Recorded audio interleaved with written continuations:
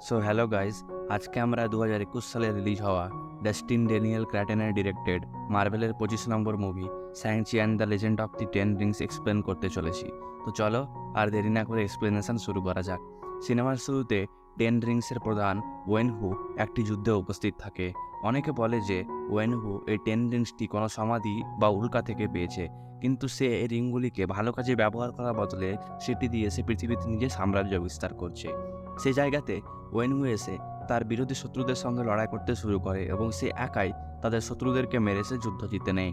এরপর 1996 সালে ওয়েনহু তার গাড়িতে এসে তার একটি লোককে বলে যে সে টালো নামক একটি জায়গার খোঁজ পেয়েছে, যেখানে অলৌকিক জীবরা পৃথিবী থেকে লুকিয়ে বাস করে এবং তাদের কাছে দেবতাদের আলাপ কায়দা এবং শক্তি জানা আছে।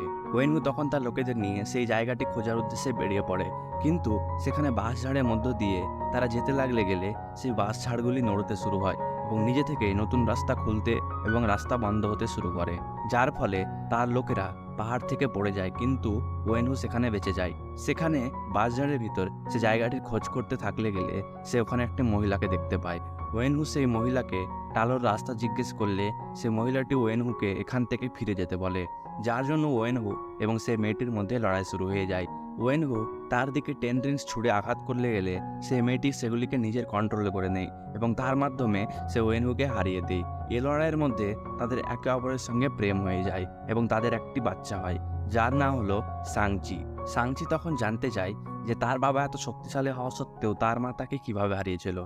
এতে তার মা বলে যে তাদের গ্রামের সকল লোকেদের উপর সেখানে উপস্থিত একটি ড্রাগনের কৃপা আছে। সাং-চির মা তাকে একটি লকেট দেয় এবং বলে যে সাং-চি যখন মনে হবে যে সে বাড়ি থেকে দূরে চলে গেছে, তখন এই লকেটটি তাকে বাড়ি ফিরিয়ে নিয়ে আসবে। এরপর আমরা বর্তমান সময়ে বড় হয়ে যাওয়া সাং-চিকে বিছানা থেকে ঘুমিয়ে উঠতে দেখতে পাই। সে আমেরিকায় এসে নিজের নাম পরিবর্তন করে সন রেখে দিয়েছে। এরপর দেখা যায় যে সে হোটেলে পার্কিংয়ের কাজ করে। এখানে আমরা সনের বেস্ট ফ্রেন্ড কেটিকে দেখতে পাই। এরপর আমরা সন ও কেটিকে একটি বারে তাদের বন্ধুদের সঙ্গে গল্প করতে লক্ষ্য করি। সে তার বন্ধুদেরকে তাদের কলেজের একটি পুরনো ঘটনার ব্যাপারে বলতে থাকে। সেখান থেকে ফেরার পথে কেট ও সন একে অপরের সঙ্গে কথা বলতে থাকে। পরের দিন সন কেটের বাড়িতে তাকে কাজের জন্য নিতে আসে।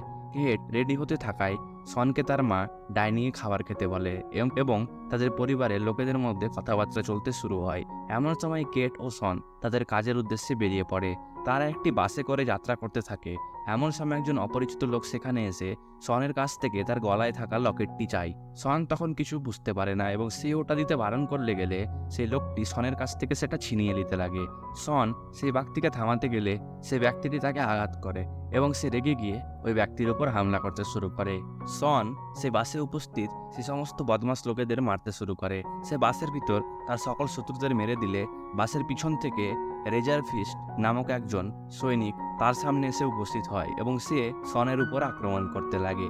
রেজার ফিস্টের আক্রমণে বাসের ব্রেক নষ্ট হয়ে যায় এবং সাং-চি বাসের ভিতর রেজার ফিস্টের হামলা থেকে বাঁচতে থাকে। এমন সময় বাসের ড্রাইভার অজ্ঞান হয়ে যায় এবং সাং-চি দৌড়ে গিয়ে সে বাসটিকে চালাতে লাগে। কেট সে বাসটি নিয়ন্ত্রণ করার চেষ্টা করতে শুরু করে। বাসের পিছনের অংশ ছুটে যেতে লাগলে সন বলে যে কেট যেন তার সিগনালে বাসটিকে জোরে ঘুরিয়ে দেয়। এটা বলে সন গাড়ির পিছনে উপস্থিত তার সকল শত্রুদের একে একে মারতে শুরু করে। শেষে সে রেজার ফিস্টকে ধরে নেয় এবং বাসের পিছনে থাকা লোকেদেরকে সামনের অংশে যেতে বলে।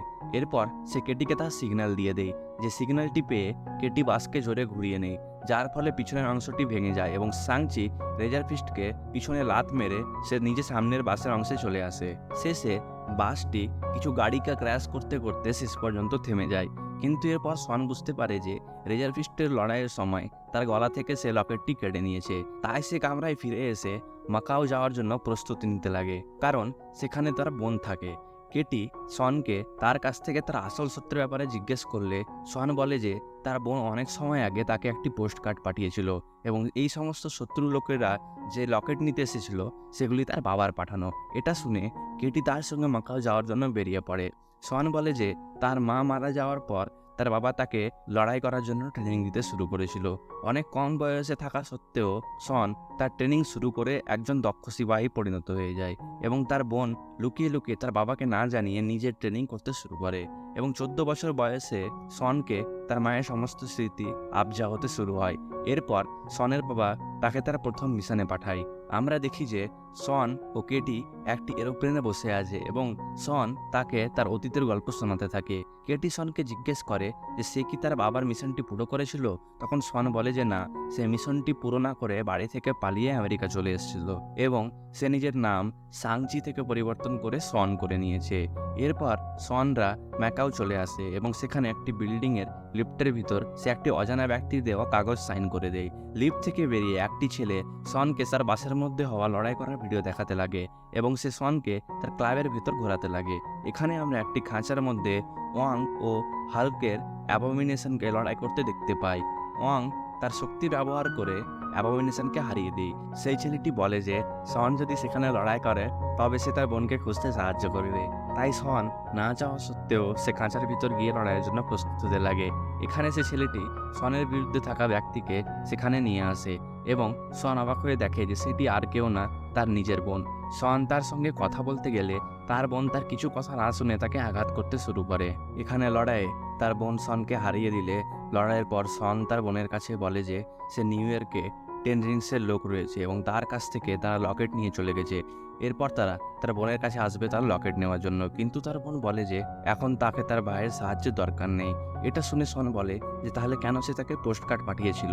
তখন তার বোন বুঝতে পারে যে সে পোস্ট কার্ডটি সে পাঠায়নি এবং সেটি 10 রিংসের সৈন্যরা তাকে পাঠিয়েছে।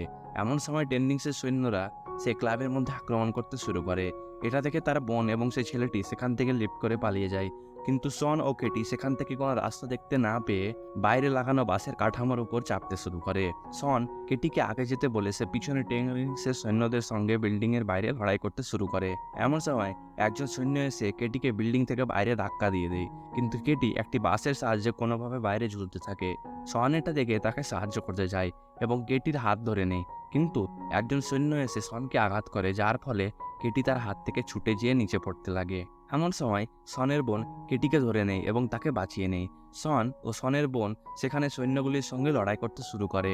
এমন সময় ডেথ ডিলার এসে তার বোনের লকেটটি নিয়ে চলে যায় এবং সেজন্য সন তার পিছনে পিছনে ধাওয়া করতে লাগে। ডেথ ডিলার লকেটটিকে নিয়ে পালাতে লাগলে সন তাকে থামে নেয় এবং সেখানে তাদের দুজনের মধ্যে ভয়ানক হাতাহাতি লড়াই শুরু হয়ে যায়।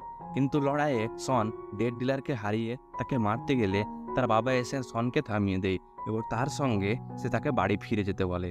ওয়েনহু তার ছেলে মেয়ে এবং কেটিকে নিয়ে তার ঘাঁটিতে ফিরে আসে এবং সে সেখানে তার সৈন্যদের সামনে তার সন্তানদের পেশ করে। এখানে এসে কেটি এর সঙ্গে সনের বোনের কথাবার্তা হতে লাগে। এরপর ওয়েনহুয়ের সঙ্গে তার ছেলে মেয়েরা ডিনার করতে থাকে এবং এখানে তারা একে অপরের সঙ্গে কথা বলতে লাগে। এখানে ম্যান্ডারিনের ব্যাপারে কেটিকে সনের বাবা কিছু কথা বলে ও নিজের ছেলে মেয়েদের কাছে তার মায়ের গল্প বলতে লাগে। ওয়েনহু বলে যে তার মা তার সঙ্গে আসার জন্য নিজের সমস্ত শক্তিকে তালোতে ছেড়ে দিয়ে এসেছিল এবং ওয়েনহুও নিজের 10 রিংসগুলিকে খুলে রেখে দিয়েছিল। কিন্তু সাংচির মা মারা যাওয়ার পর থেকে তার কথা সবসময় সে নিজের মনে শুনতে পায় এবং কিছু কিছু সময় তার মা ওয়েনহুকে টালোতে ডাকছে, কারণ ওয়েনহুর মতে তার বউ এখন তালোর একটি দরজার পিছনে আটকে আছে এবং সে তার বউকে সেখান থেকে বার করে নিয়ে আসতে চায়। সানচিও তার বোনেটা শুনে অবাক হয়ে যায় এবং বলে যে সেটা সত্যি না, কিন্তু তার বাবা এ কথা বিশ্বাস করতে চায় না। ওয়েনহু তখন তাদের কাছ থেকে পাওয়া লকেটগুলিকে একটি ড্রাগনের উপর লাগালে সেই ড্রাগনের ভিতর থেকে জল বেরোয় এবং সেগুলি তাদেরকে তালোর ভিতর দিয়ে যাওয়ার একটি সুরক্ষিত রাস্তার নকশা দেখাতে লাগে। ওয়েনহু বলে যে এমনিতে টালোর রাস্তা সবসময় পরিবর্তন হয়, কিন্তু বছরের একটা সময় এই নকশাতে দেখানো রাস্তা খুলে যায় এবং সেটা দিয়ে সোজা টালোতে যাওয়া যেতে পারে। তাই সে 3 দিন পরে সেই জায়গায় গিয়ে তার সমস্ত সৈন্যদের সঙ্গে সে দরজা ভেঙে তার বউকে বের করে নিয়ে আসার প্রস্তুতি করতে থাকে। সাংচি তার বাবাকে থামাতে গেলে তার বাবা তাদেরকে একটি কামরায় বন্ধ করে দেয়। ঘরের মধ্যে বসে সাংচিরা তাদের বাবার আগে টালো যাওয়ার প্ল্যান করতে গেলে তারা পাশের ঘর থেকে কিছু আওয়াজ শুনতে পায় এবং সেই স্থানে গিয়ে তারা একটি লোককে দেখতে পায়, যেটা আর কেউ না বরং আয়রন ম্যান 2-এ দেখতে পাওয়া ম্যান্ডারিন ওরফে ট্র্যাভার। ওয়েনহু ট্র্যাভারকে তার নাম ব্যবহার করে আমেরিকাতে ভয় ছড়ানোর জন্য তাকে বন্দি করে রেখেছে। তাদের কথাবার্তার মধ্যে সাংচিরা টালো থেকে আসা একটি প্রাণী যার নাম মরিস তাকে দেখতে পায়। মরিস ট্র্যাভারকে বলে যে সে তালোর রাস্তা চেনে এবং সে সাংচির মাকেও চিনত। অন্যদিকে সাংচির বোন তাদের পালানোর জন্য রাস্তা খুঁজে নেয় এবং তারা গিয়ে গ্যারাজ থেকে একটি গাড়ি চুরি করে সেখান থেকে পালাতে লাগে। কিন্তু ওয়েনহুর সৈন্যরা সেটা দেখে তাদের উপর আক্রমণ করতে লাগে।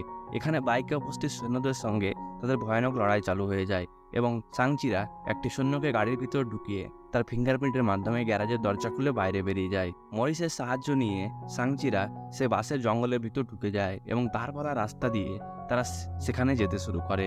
কিন্তু চারিদিক থেকে বাসঝাড়গুলি আবার চলাফেরা করতে শুরু করে।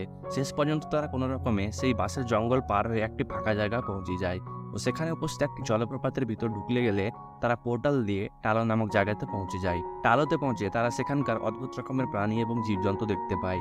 তারা সেখানে গ্রামে পৌঁছালে গেলে গ্রামের লোকেরা তাদের ফিরে যেতে বলে, কিন্তু সেখানে উপস্থিত সনের মাসি তাদেরকে গ্রামে নিয়ে আসে এবং তার মায়ের ব্যাপারে তাদেরকে বলতে লাগে। তার মাসি বলে যে তারা পৃথিবীকে বাইরের শত্রুদের হাত থেকে রক্ষা করে এবং এই জন্য একটি বড় দরজায় তারা পাহারা দেয়, যেটার পিছনে একটা ভয়ানক শত্রুকে বন্দি করে রাখা আছে। সন বলে যে তার বাবার মনে হচ্ছে যে দরজার পিছনে তার মা বন্দি আছে, কারণ সে তার মায়ের আওয়াজ শুনতে পাচ্ছে, যে তাকে সেখানে তাকে বার করে নিয়ে আসার জন্য অনুরোধ করছে। তার মাসি তখন তাদেরকে একটি পুরনো গল্প বলে। অনেক সময় আগে টালোর লোকেদের উপর যে ভয়ানক শত্রুটি হামলা করেছিল তাকে সৈনিকরা থামাতে না পারার জন্য তাদের ড্রাগন তাকে হারিয়ে দেয় এবং নিজের শক্তি দিয়ে সে বড় শত্রুটিকে দরজার পিছনে বন্দী করে দেয়। কিন্তু এখন ওয়েনহু তার টেনজিংস পড়ে থাকায় সেই শত্রুটি তার বউয়ের ছদ্মবেশে এখান থেকে বের করার জন্য তাকে ডাক দিচ্ছে। সাংচির বাসী তাদেরকে তার মায়ের মন্দিরে নিয়ে যায় এবং সেখানে তার মায়ের রেখে যাওয়া ড্রাগনের খাল দিয়ে তৈরি স্যুট তাদেরকে লড়াইয়ে সাহায্য করার জন্য দিয়ে দেয়। টালোতে এসে সনের বোন নিজের প্র্যাকটিস করতে লাগে এবং কিটি সেখানে তীর চালাতে শিখতে লাগে। সাংচি তার মাসির কাছে এসে জানতে চায় যে তার মা কিভাবে তার বাবাকে হারাতে পেরেছিল। তার মাসি তখন সাংচিকে লড়াইয়ের বিভিন্ন পদ্ধতি শেখাতে লাগে। অন্যদিকে ওয়েনহু তার বাড়িতে বসে কিছু পড়তে থাকলে গেলে সে তার বউয়ের আওয়াজ শুনতে পায়। এরপর আমরা একটি ফ্ল্যাশব্যাকের সিনে সাংচির মাকে সাংচিকে লড়াইয়ের পদ্ধতি শেখাতে দেখতে পাই।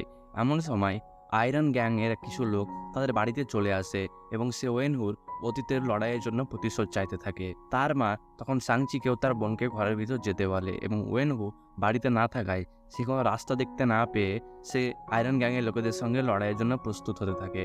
কিন্তু তার মা টালোতে তার শক্তি ছেড়ে আসার জন্য সে ওই লোকেদের সঙ্গে লড়াই করতে পারে না এবং সেই লোকেরা তার মাকে নৃশংসভাবে হত্যা করে সেখানে চলে যায়। ওয়েনহু বাইরে থেকে বাজার করে ফিরলে সে ওখানে তার বউয়ের মৃতদেহকে দেখতে পায়। ওয়েনহুর বউ মরে যাওয়ায় সে রেগে গিয়ে টেনরিংসকে আবার পড়ে নেয় এবং সে তার ছেলেকে নিয়ে একটি জায়গায় চলে আসে। সাংচি তার মাকে হত্যা করা লোকেদের ইশারা করলে গেলে ওয়েনহু গিয়ে সে লোকেদের উপর হামলা করতে শুরু করে এবং তার শক্তি ব্যবহার করে সেখানে সমস্ত লোকেদের মেরে ফেলে। এরপরে ওয়েনহু তার বউকে হত্যা করা শেষ ব্যক্তিকে মেরে ফেলার জন্য তার ছেলেকে প্রথম মিশনে পাঠায়। সাংচি তালোতে বসে থাকলে কেটি সেখানে তার পাশে এসে বসে এবং তারা দুইজনের মধ্যে কথাবার্তা চলতে লাগে। সন বলে যে সে তার প্রথম মিশন ছেড়ে আসেনি এবং সে কেটিকে মিথ্যা বলেছিল।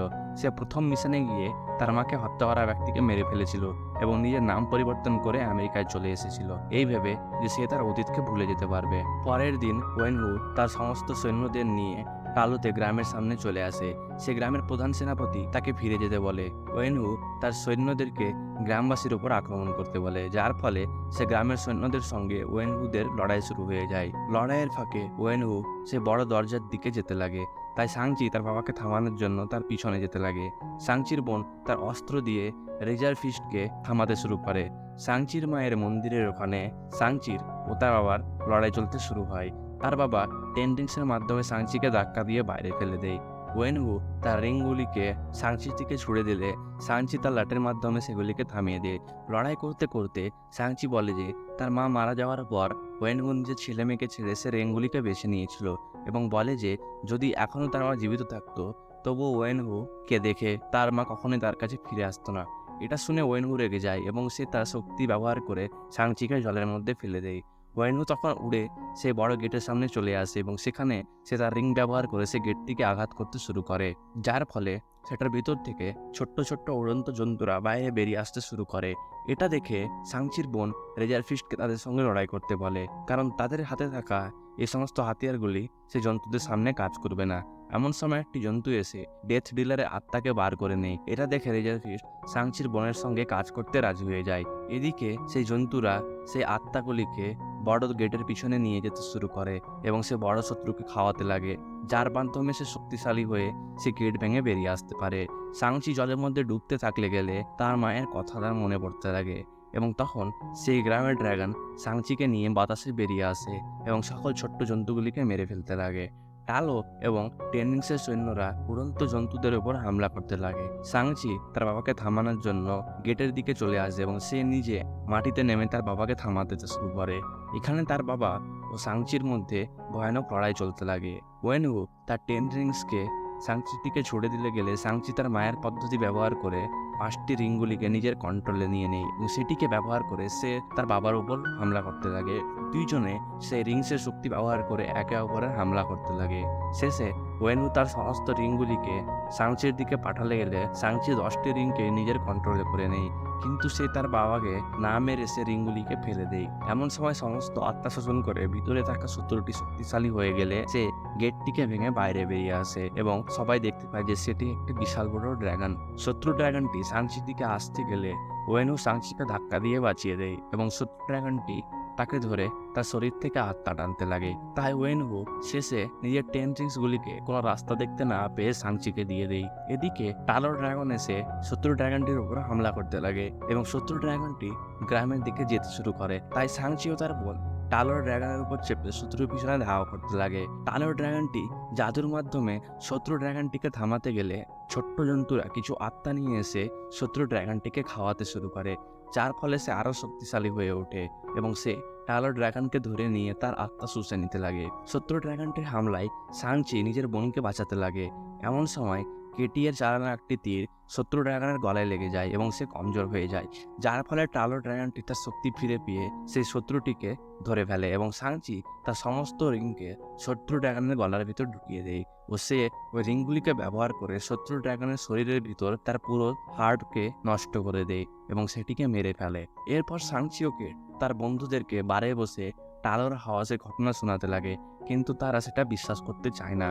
এমন সময় ওয়াং একটি পোর্টাল দিয়ে সেখানে চলে আসে এবং সাংচিওকেটিকে সে রিংটিকে নিয়ে তার সঙ্গে আসতে বলে। এরপর আমরা পোস্ট ক্রেডিট সিনে ওয়াং, ব্রুস ব্যানার ও ক্যাপ্টেন মার্ভেলকে সে রিংয়ের ব্যাপারে আলোচনা করতে দেখতে পায়। সন বলে যে এই রিংগুলি তার বাবার কাছে কয়েক হাজার সাল থেকে আছে।